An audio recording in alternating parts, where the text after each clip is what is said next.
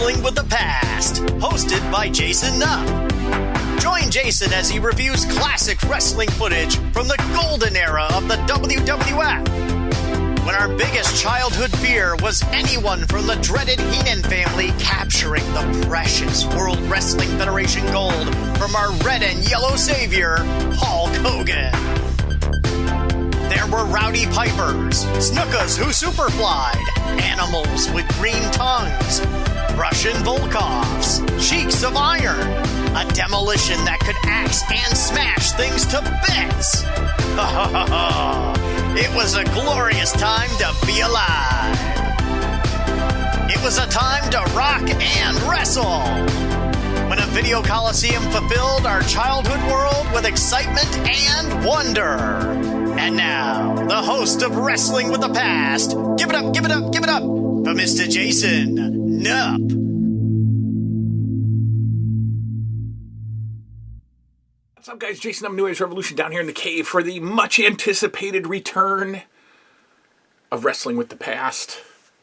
One of my favorite things to do with you guys here on the channel, as we, talking about the classic year of the WWF 1984. That's where we started Wrestling with the Past.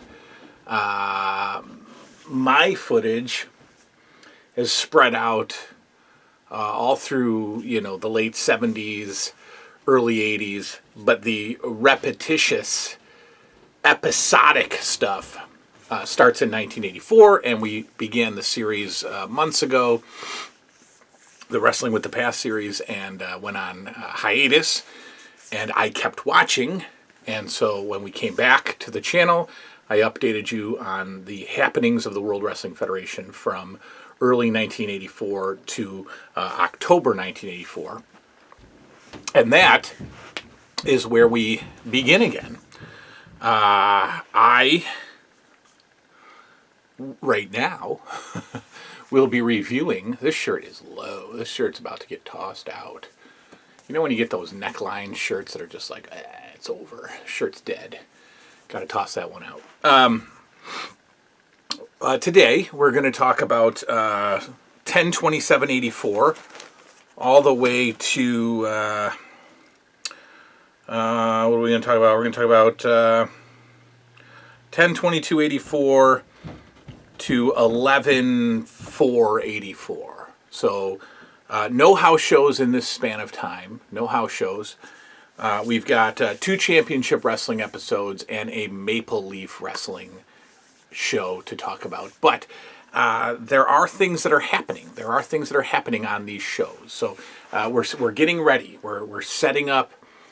We're setting up late 84 and early 85, and you know what's coming. So let's get into it first. Championship Wrestling, October 27th, 1984. As usual. Championship Wrestling went in, as far as feature matches or main events go, they went in,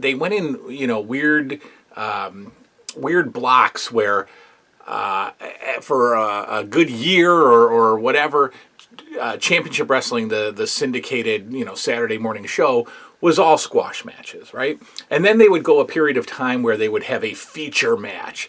And sometimes the feature match was, just a better jobber, like Tony Garea or S.D. Jones taking on somebody. We never really saw any main event quality matches ever on these shows, for the most part. But it doesn't mean that things weren't happening, and it doesn't mean that these shows aren't great. And trust me, there's nothing about a good, there's nothing better than a good house show with, tons of great competitive longer matches. But these Championship Wrestling episodes is what I grew up on. I did not grow up on house shows, right? Those were a rarity, especially if you didn't have, cable or the MSG network. If you didn't grow up in an area that had, like a localized sports channel like MSG or Prism or NESN in Boston, you were going to see these shows. So you had to be okay with just the Saturday morning job shows, right? So anyway, October 27th, 1984, we've got JYD, the Junkyard Dog, who is officially in the WWF for the last month or two, and doing fine. He is taking on John Callahan, just your jobber of the week. I always found the JYD's the rolling headbutt to be kind of a weird thing, and he doesn't roll. He's on the Junkyard Dog gets down on all fours, and then runs into his opponent with his head, right, like a dog, right. So he knocks the opponent down, and then JYD gets down and headbutts the jobber, and the jobber does a roll, and then JYD headbutts him again, and the jobber does a roll, and then most times JYD headbutts him again, and the jobber rolls out of the ring. Right, it's silly, the headbutt, the JYD headbutt. Of course, the thump, the power slam, the JYD power slam. I always liked that too, because if you remember at the when the JYD would hit the power slam, he would bounce off the wrestler, and then so that he would try to show you the impact of the power slam. He would hit the power slam, but then kind of push himself off the wrestler and almost like he was bouncing off his opponent. We've got Paul Orndorff versus Quick Draw Rick Mcgraw, which is actually, could have been an example of one of those feature matches. Not much of a competition. Sadly, Rick Mcgraw is only going to be with us for a few more months or so. Quick Draw Rick Mcgraw, according to Bret Hart's book, was a bit of a drug addict. Had just like I'm sure. Lots of fellas were, with the pills, the the barbiturates of the day or the somas or whatever. But according to Bret Hart, Mcgraw was heavy into that stuff, and the steroids, of course. But so sadly, Quick Draw Rip Mcgraw, I believe his heart explodes at some point in the next few months, and he's no longer with us. Paul Orndorff, of course, defeats Mcgraw. David Sammartino is pretty much on TV every week now. And I don't know what the plans were going to be. Obviously Bruno is there, and, Bruno's history with the WWF, is legendary, whether it's deserved or not. But then you bring in his son, David Sammartino, who honestly looks just like Bruno, wrestles just like Bruno. And I wouldn't say that he's getting a push. He's just getting a ton of exposure. And this time he's taking on Charlie Fulton, really a WWF mainstay, undercard guy. Of course, David Sammartino with the win. And I think he's using a power slam also. I'd have to go back and see how those matches end. I don't think he's using a bear hug like Bruno did.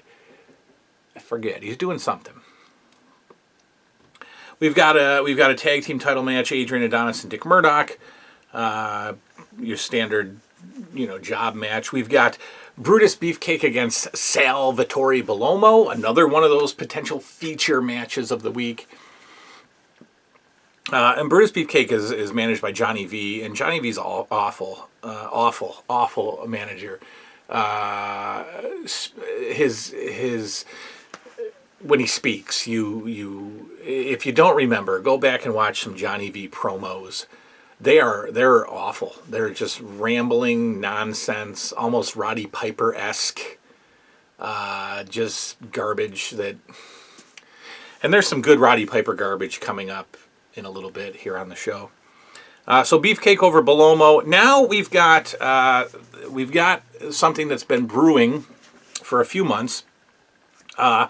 Last week's Championship Wrestling had, 2 weeks ago's Championship Wrestling had the Tonga Kid come out on Piper's Pit and challenge Roddy Piper to a match for getting revenge for Jimmy Snuka's broken neck. I don't remember if they are identifying Tonga Kid as Jimmy Snuka's cousin yet, but he wants revenge. And so Piper has the Masked Executioner on his show for no reason other than to set up the angle with Tonga Kid. Tonga Kid comes out, I want you, Piper, I want you. Tonga Kid is awful on the mic, just awful. And Piper says, no, you got to beat, the Executioner or whoever, Equalizer, Executioner, I don't know, Masked guy.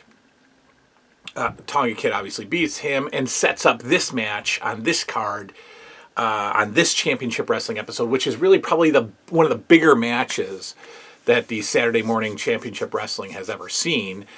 Tonga Kid versus Roddy Piper. Well, it's your standard Piper, selling the heck out of the Tonga Kid's moves, which is great. That's what you want. And at one point, the Tonga Kid brings in a chair and gets disqualified for smacking around Piper with a chair. But then Roddy Piper turns the tables on the old Tonga Kid and oh, no, I got it wrong. I'm sorry. Roddy Piper brings in the chair. Tonga Kid, in one of those weird referee swerve type things, Tonga Kid gets the chair from Roddy Piper and honestly beats the crap out of Roddy Piper with the chair. He's going nuts, slamming the chair down on him repeatedly on his back. And the crowd is going absolutely insane. And a couple times Roddy Piper's on his back and he's taking chair shots to the front, which are a little bit more, risky. But good stuff. Tonga Kid just goes berserk. And, that Snuka rage that we get to see from Jimmy Snuka, now we get to see it from Tonga Kid. Earlier in the show, though, we've got a Piper's Pit with Greg Valentine. And I remember this Piper's Pit as a kid, actually, and I didn't quite know what the heck was going on because even though Valentine and Piper have both been in the WWF for a long time at this point, they're acknowledging each other for the first time. And strangely, they're acknowledging their history as a feud. So in the beginning, Piper and Valentine are kind of just staring at each other. And, Captain Lou is there, and then they shake hands, and Piper kisses the Intercontinental Belt, which is just weird. So basically, the WWF kind of addresses the Roddy Piper versus Greg Valentine feud that happened in late '83 in the NWA. So that was cool. And then we go on now to Maple Leaf Wrestling, November 3rd, 1984. Strange show. We've got Dr. D, David Schultz versus Tony Garea, and for the first time, David Schultz is being led to the ring by Bobby Heenan. That's not something that I remember, and I hadn't seen it before up to this point. Bobby Heenan managing David Schultz. I don't know if this lasts a few more weeks or if this was like a one-time deal that they did in Canada. I don't know. I also don't know how much longer Dr. D, David Schultz is with the WWF. It's got to be coming to an end soon because he slaps John Stossel at some point. And obviously I can look up the date and all that, but I don't want to do that. Dr. D, David Schultz is still a terrifying dude. He really is. You've heard him referred to as like the early Stone Cold Steve Austin type stuff, and that's good. That's a good comparison. But he's a scary dude, Dr. D. David Schultz. Sergeant Slaughter is still here. Dr. D. David Schultz is still here. Sergeant Slaughter is still here. They both have to be gone soon, but Sergeant Slaughter is taking on Goldie Rogers. A cool looking dude. He's got the big blonde beard and the hair. Goldie Rogers is an interesting looking character. There's probably a picture of him here somewhere. I don't know when Slaughter leaves. It's got to be soon. I assume Dr. D. It's got to be soon. Kamala takes on Nick Dicarlo, who is just constantly on all these Canadian shows. And Kamala is brought to the ring by Johnny V. Very strange, very strange. Johnny V has nothing to do with Kamala. And it took them a while to, recognize that and say something about, Kamala's on loan to Johnny V, or Johnny V is helping Freddie Blassie out for the night. I don't know, something like that. Again, the announcers for Maple Leaf Wrestling are horrible. It's Angelo Mosca, one of my all-time least favorite people in wrestling. And Jack Reynolds, again, terrible. Just bad commentating. Big John Studd is on the card. He takes on a guy named Richard Cummings who looks like Norm from Cheers. Very, very awkwardly big, round-looking fella with, and you know that the jobbers must have been, you know that the job guys were bad when they couldn't even run the ropes correctly, and they just looked really bad running the ropes. That's when I know that, like, okay, this guy doesn't have a lot of training or something. And Richard Cummings could not run the ropes. Big John Studd had some of the worst forehead scar tissue. He had a wound on his forehead that just would not heal. And there was a house show match a few months ago where SD Jones went against Big John Studd. I think it was in Philly, and it was probably just supposed to be a regular match. But John Studd was busted open early by that tissue just splitting open. And so the whole match consisted of SD Jones headbutting Big John Studd over and over again. Silly match. They must have reworked it in the ring there as soon as Studd was busted open. But if you look at some pictures of him 84 up close, he's just got there's just a wound that will not heal on his head.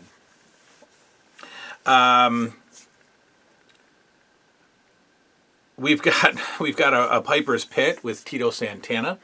This is right after Tito Santana's leg surgery, his knee surgery, which has been confirmed is legit. He did have legitimate knee surgery. That's why he dropped the belt to Greg Valentine. But now he's had the surgery and he's on crutches and he's on Piper's Pit. And of course he's talking about revenge, and Greg Valentine and Roddy Piper is saying you're foolish because Greg Valentine, if you don't think that people are going to go after your leg for the rest of your career, you're out of your mind, man. And Tito Santana's ready for it, blah, blah, blah.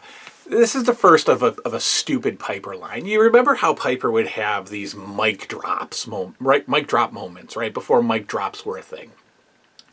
He'd end interviews and he'd end Piper's Pits with these one-liners. And some of them were decent, you never throw, what was it? You don't throw stones at a guy with a machine gun. Okay, Roddy. Ooh, great line. The bubble gum and kicking ass and chewing bubble gum, and he's all out of bubble gum. That's just so stupid. I hate Roddy Piper. Well, this line, after Tito says some stuff and then walks off on his crutches, Roddy Piper goes, and that's the difference between me and you. I never had to stand on nothing, man. I never had to stand on nothing, man. And I think he's making reference to Tito Santana's crutches. And I think he's trying to say, I've never needed to rely on a crutch, or I've never needed anything to hold me up, man. But all he came up with was, I never had to stand on nothing, man. That's the difference between you and me. I never had to stand on nothing, man. And then boom, mic drop, and Piper, shut up. That's horrible. This is I don't get the Piper love. I just don't. These one-liners are garbage. Okay, they're not impactful. They don't even make sense for the most part. Okay, and the way he delivers them is just awful. I don't like him. Brutus Beefcake takes on Quick Draw Rick Mcgraw. Nice defeat there, and for Mcgraw obviously. And then we get a match, one of my favorite matches to watch, and it's so strange, but they showed their main event for the show was a match that was taped in Maple Leaf Gardens a few months prior, and it was Greg Valentine against SD Jones. Now you're probably thinking oh, okay, great match. No, it is. The Greg Valentine versus SD Jones matches from house shows are fantastic. They're like 12, 13-minute matches, and they're good. SD Jones was okay, and Greg Valentine's great, but they're just good. To see SD Jones get a lot of offense and Greg Valentine to sell all around the ring and probably come up with a cheap victory with the hook in the trunks or whatever. So they closed out that show with a house show match. Okay, and then we go another week now. No house shows, no TNT, no nothing. We go Championship Wrestling November 4th. Now, this is an interesting episode. Okay? We got some fun stuff happening here. Well, first of all, Sergeant Slaughter opens the card with taking on a returning Johnny Rodz. All right? We have not seen, legendary hand, legendary journeyman jobber dependable guy, Johnny Rodz. We haven't seen him on WWF TV in quite a while. And in fact, Bruno and Vince McMahon make note of that this is the returning Johnny Rodz. Now again, Slaughter has got to be on the way out. I mean, this is November '84. He's got to, the G.I. Joe deal has already happened. He's got to be getting out of there soon. And so I'm going to keep watching week to week to start noticing when I don't see Sergeant Slaughter anymore. Finally, after months, we have an update on Wendy Richter, right? So the WWF, after the first match, would cut to the update, right? And that's just Vince McMahon sitting in a booth, and he does a little promo on a wrestler. And so this one they do on Wendy Richter. They don't interview Wendy Richter. She's not there. They just show footage of her beating Moolah, right, from months ago. So for the first time, right, since the big hype, since the big Cyndi Lauper, Roddy Piper, Captain Lou, Wendy Richter, Moolah, for the first time since that ended, we've got a mention of Wendy Richter. And there's a reason for that. Right? There's a reason for that. There's some stuff coming. Right? The war to settle the score is coming. The Captain Lou Albano face turn is coming. And more importantly, in 4 months, Wrestlemania is coming. So and Cyndi Lauper was a big part of Wrestlemania. And the build up to the Mr. T, Hulk Hogan, Roddy Piper main event, that was Wendy Richter, that was MTV, that was Moolah, Captain Lou. So they're bringing her back. They're starting to talk about Wendy Richter again. And I bet that she's going to get a little bit more talk in the next couple weeks. Greg Valentine takes on Rick Mcgraw. So we're seeing a lot of Rick Mcgraw. It's kind of his swan song, unfortunately. Tito Santana is in the audience, right? And I always used to love when they would do this because they would actually say that Tito bought a ticket. And as a goofy kid, I believed that Tito Santana stood at the ticket window or maybe went to like the Record Archive or Record Town or maybe, maybe Ticketmaster. I don't know. His mall, maybe he went to his local mall and he went to the Ticketron, right? And he forked over some money and he was fortunate enough to get a front row seat. Right? So Tito Santana has a front row seat. He bought a ticket so that he could watch Greg Valentine. My guess is that he leaves after the Greg Valentine match and probably doesn't take his seat until the Greg Valentine match. But he bought a ticket. And that when a wrestler bought a ticket to a match, he's getting involved. He's going to get involved. Well, of course he gets involved. Greg Valentine won't release the figure 4 on Rick Mcgraw. And that Tito is jumping the barrier and getting into the ring. Now, if he bought a ticket, he's a fan. Fan is jumping the barrier. Shouldn't he get assaulted by security, dragged to the back? No, indeed. Hillbilly Jim is still in the audience. Hillbilly Jim's been in the audience for a month and a half or so. And he wasn't just showing up on TV, syndicated shows. He's been in the audience of a couple of house shows too, which is interesting. He was at MSG. But Hillbilly Jim is in the audience. He's got to be coming soon. He's got to do the dramatic Hogan rescue that led to these horribly hilarious, awkward training sessions between Hogan and Hillbilly. What else? Okay. David Sammartino, again, is on the card. Like I said, he's all over TV. The Briscoes, Jack and Jerry Briscoe, they wrestled a MSG match against Adonis and Murdoch. And I kind of didn't realize that they also had a couple of TV matches, too. So Jack and Jerry Briscoe have maybe another few weeks left in the WWF before they're gone. But they had a TV squash. Then we've got another Piper's Pit with another classic line. And they're recycling these Piper's Pits because Piper has Nikolai Volkov on. And what he wants to do is he wants to allow Nikolai Volkov to sing the Russian national anthem. And he wants the crowd to be respectful. Okay. So Volkov starts to sing, the crowd starts to boo. Piper stops Volkov. You people, I can't believe you have no respect. Lets Volkov start singing again. He gets interrupted. He stops him again. No, don't sing for these people. Then another classic line, a classic Piper line. He stops the singing. He says, that's it, we're out of here. You're not going to sing for these people. And as he's walking out, his mic drop moment is, you can't make chicken salad out of a bunch of garbage, man. You can't make chicken salad out of a bunch of garbage, man. And he walks off. Okay. Another horrible Roddy Piper line that most of these Piper fans kind of went nuts for. Like in today's time, I think people who like Roddy Piper talk about how great of a promo he was.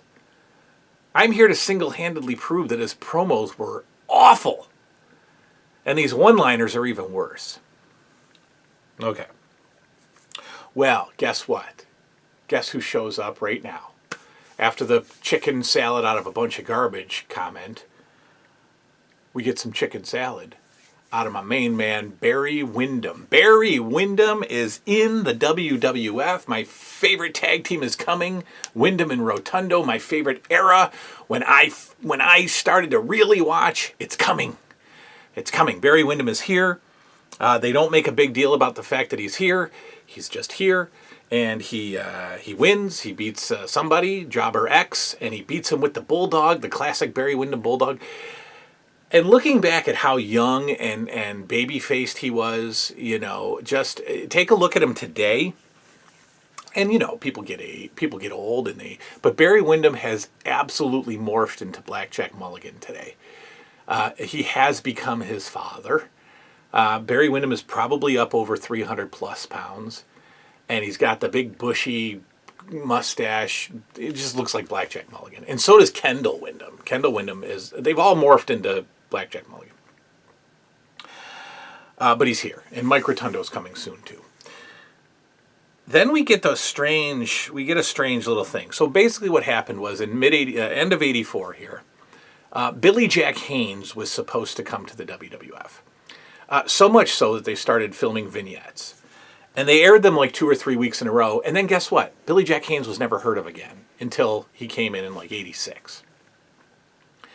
But he's on a horse and he's on a ranch and he's just kind of riding. And they're calling him Billy Jack. They're not doing the Billy Jack Haynes. And he's riding a horse shirtless with jeans on.